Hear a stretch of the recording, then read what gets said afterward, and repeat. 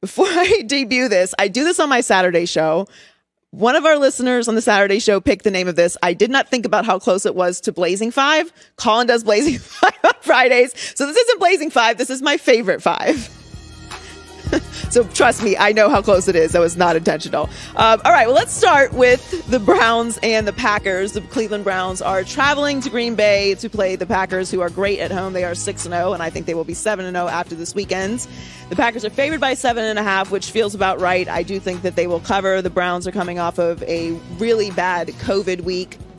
They're getting a lot of people back. They have 8 starters on the COVID list, though.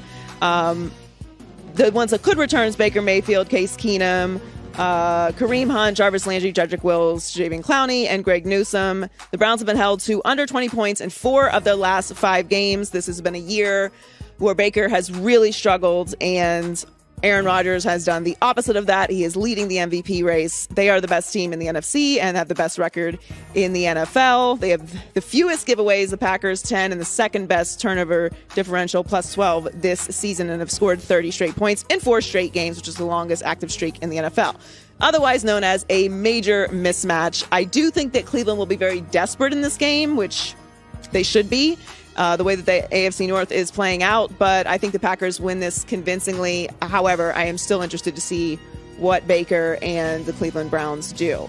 The Colts at the Cardinals. Now, the Colts are 8-3 over their last 11 games, and they lead the NFL with a plus 14 turnover differential. They have the number 1 scoring offense since week 4, 31.1 points per game.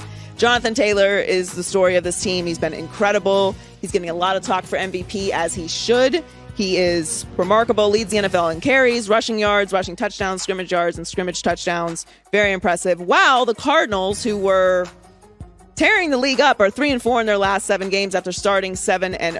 Kyler Murray has struggled, 3 touchdowns, 5 interceptions in the last 4 games since returning from his injury. So maybe he's not 100%, but they need this win desperately. The Colts run the ball really well, obviously, with Jonathan Taylor, and have a lot of great pieces and are playing really well. Very complete football. So this is a great matchup I'm looking forward to this weekend. Bills at Patriots. We just talked about Mac Jones with Nick Wrights. The Patriots beat the Bills 14-10 on the road. That was a notorious game where Mac McCorkle-Jones had 3 passing attempts. I don't think that the Bills are going to prepare for a game like that again. But Bill Belichick, he owns the Bills. We know Aaron Rodgers, he owns the Bears. Well, Bill Belichick owns the Bills. 36-8 career record against the Bills. That's the most wins against any opponent.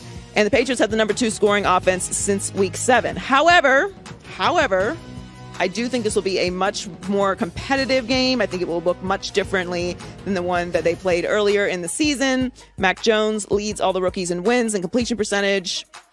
And I do think that the Bills need this game more than the Patriots. So I think they will bring all their best stuff. It will be very close. The spread is Patriots -2. I think I'm going to go with the Patriots there, but I think this is going to be a great matchup. Ravens at Bengals. So the AFC North is completely wide open.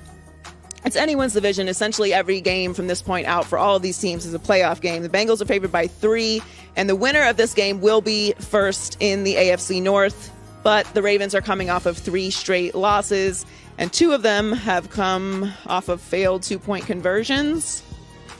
Everybody loves those. I like a little aggressive. Okay, no one's ever described me as being not aggressive. But maybe the 2-point thing is not your thing.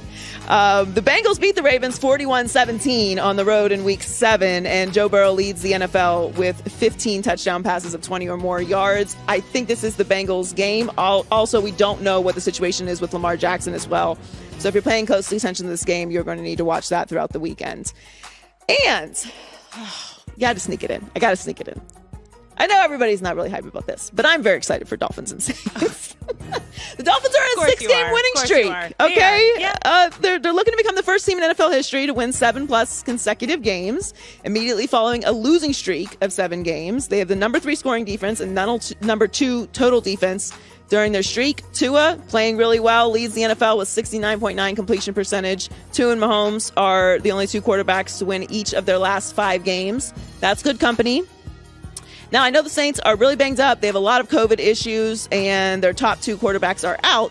But that's actually why I'm interested in this, because Ian Book is probably going to start. So we're going to get to see Ian Book this weekend against the Dolphins. And the Saints are coming off of a shutout of the Bucs. Not the prettiest game. It's a little bit of a rough watch. Yeah. But the Saints have Brady's number, so their defense is still incredibly competitive. And I'm looking forward to this Monday night game. So that's my favorite 5. Not the Blazing 5, my favorite 5. Hi, everybody. Thanks for watching. Subscribe here to get the latest from the show. Also, be sure to check out more of the best clips from The Herd or go watch a few segments from other shows on FS1.